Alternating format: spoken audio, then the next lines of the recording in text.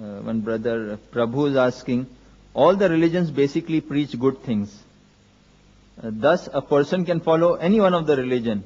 It is one and the same. The question posed is that all the religion basically teach good things.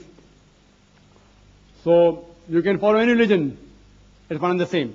And I do agree with him in the first part of the question that all religions do basically preach good things. For example, all religions say you should not rob, you should not molest a woman, you should not rape her. Hinduism says that, Christianity says that, Islam says that. But the difference between Islam and the other religions is that Islam, besides speaking of good things, it shows you a way how to implement those good things. Like all religions speak about brotherhood. But Islam practically shows you, it demonstrates how to practice it in your day-to-day life. Salah, Hajj, etc. So Islam, besides speaking theoretically, it shows you a way how to practice it in your life. For example, Hinduism says you should not rob, Christianity says you should not rob, Islam says you should not rob. So what's the difference between Islam and the other religions? Islam shows you a way how to achieve that state in which people will not rob. Islam has a system of zakat. That is, every rich person who has a saving of more than the nisab level, 85 grams of gold, he or she should give 2.5% of that excess wealth in charity every lunar year. If every rich human being gives charity, poverty will be eradicated from this world. There will not be a single human being who will die of hunger. After this, the glorious Quran says in Surah Ma'idah, chapter number 5, verse number 38, as to the thief, be it a man or a woman, chop off his or her hand as a punishment from Allah subhanahu wa ta'ala. Some people may say, chopping off the hand in this age of 20th century, Islam is a barbaric religion. It's a ruthless law. And I do know that there are thousands of people who rob. So if you chop off all the people, then many people lose their hands. But the law is so strict that the moment you implement it, and if a person comes to know that his hands will be chopped off if he robs, immediately the thought of robbing will go away from his mind. Do you know today America, which happens to be one of the most advanced countries in the world, unfortunately, it also has one of the highest rates of crime. Highest rate of robbery and theft. I'm asking you a question. If you implement the Islamic Sharia in America, that is every rich person gives zakat, 2.5% of his excess wealth in charity, and after that if any man or woman robs, chop off his or her hand, I'm asking you a question. Will the rate of robbery and theft in America, will it increase? Will it remain the same or will it decrease? It will decrease.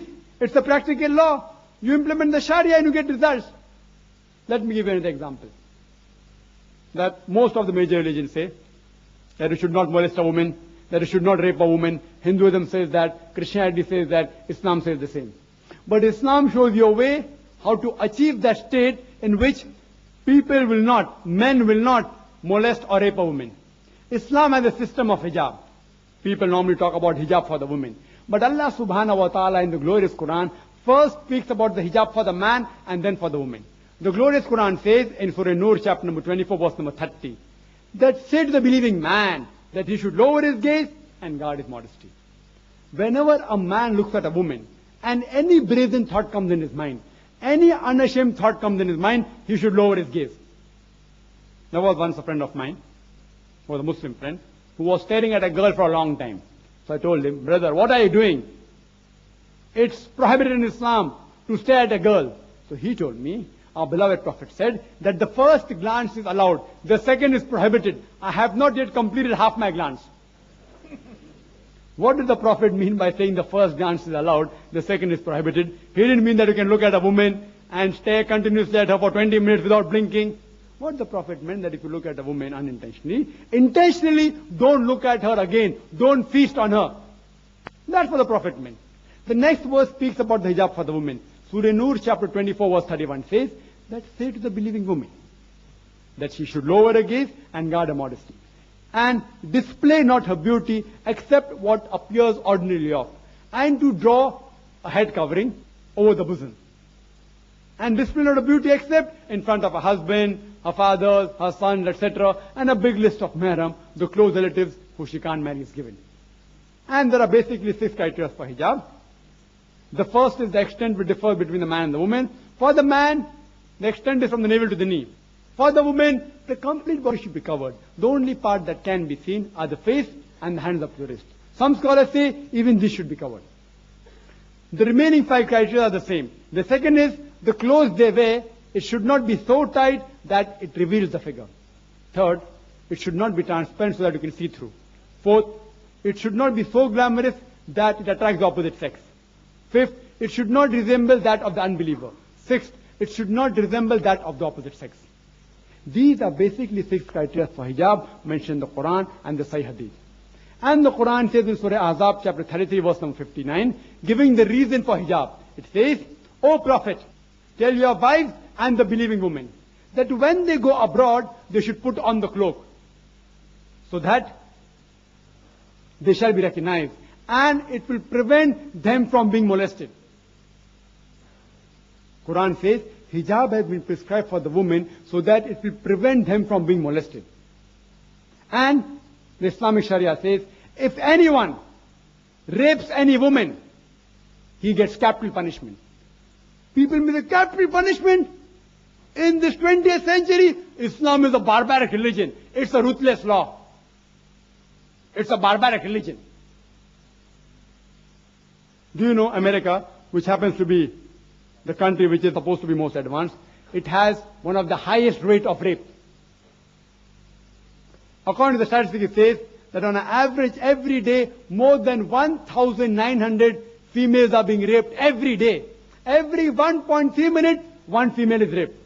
Since the time I'm in this auditorium, it's more than 2.5 hours. How many rapes have taken place? How many? More than 100 in America.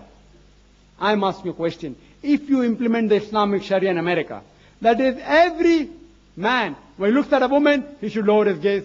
The woman should be properly dressed up in the hijab. And after that, if any man rapes, capital punishment. I'm asking a question. Will the rate of rape increase? Will it remain the same or will it decrease? It will decrease the practical law. You implement the Sharia and you get results. And I've asked this question to non-Muslims that suppose someone rapes unfortunately your wife or your mother. And if you are made the judge and if the rapist is brought in front of you, what punishment will you give? And believe me, all of them said, we'll put him to death. Some went to the extent of saying, we will torture him to death. So why do you have the double standards? Someone raped somebody else's wife, capital punishment is barbaric law. Someone rapes your wife, you want to give him capital punishment.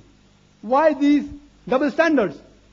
And do you know in India, according to the statistics of Crime Bureau, it says that every 54 minutes, one case of rape is reported in India. How many taking place?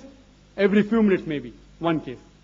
And no wonder, if you have read the papers of about 10 days back, on the 20th of October, the Home Minister of India, L.K. Advani, you know what he said? It came in headlines of Times of India. Headline. What it says? That Advani puts a death rap for rape and recommends an amendment in the law. Headlines in Times of India, 20th of October, 10 days back. On Tuesday, one day before, 27th of October, 1998, he said that he wants death penalty for the rapist. Alhamdulillah. What Islam has said 14 years ago, L.K. Advani is saying that, and I congratulate him for that. I'm not here to promote any political party. I'm not a politician. But if someone speaks the truth, I have to appreciate it. And if you implement this, surely the rate of rape will diminish. Maybe the next Home Minister may implement the Islamic hijab here also. So inshallah, the rape will be completely abolished. They are coming closer to Islam. I appreciate it. Ta'alaw ila qalmatin sawa'in baynana wa baynakum. Come to common terms, there has been us and you. Mr. L.K. Advani realized that rape is increasing in India, and he rightly recommended that the law should be amended and death penalty should be put for the rapist. And I'm for it. I'm the first Indian to support him. So if you analyze Islam, besides speaking good things, it shows you a way how to achieve that state of goodness. Therefore I say that Islam, unlike other religions, which speak good things, it shows you a way how to achieve goodness. So therefore, if I have to follow a religion, I would follow a religion which speaks good things and shows you a way how to achieve that good thing. Therefore, it is rightly said in Surah Al-Imran, chapter 3, verse number 19, Inna Dina Indallah al-Islam. The only religion accepted in the sight of Allah subhanahu wa ta'ala is the person who submits his will to Allah subhanahu wa ta'ala.